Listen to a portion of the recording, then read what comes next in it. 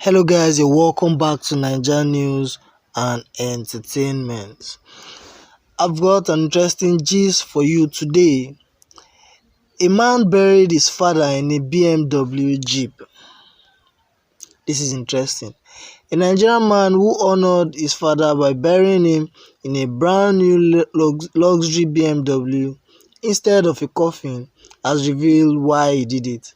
The wealthy man, identified as Azubike, revealed that he took the unusual step after he had promised his father he would buy him a flashy car, but before he could achieve the dream. So after his father died recently due to old age in the remote village of Ihiala, Nigeria, Azubike bought a brand new car worth $66,000 from a showroom to bury his father and fulfill his promise. The burial reportedly took place over the weekend in Anambra State, where the late father was allegedly residing. A picture of the burial caused a stir on social media and was shared more than 22,000 times.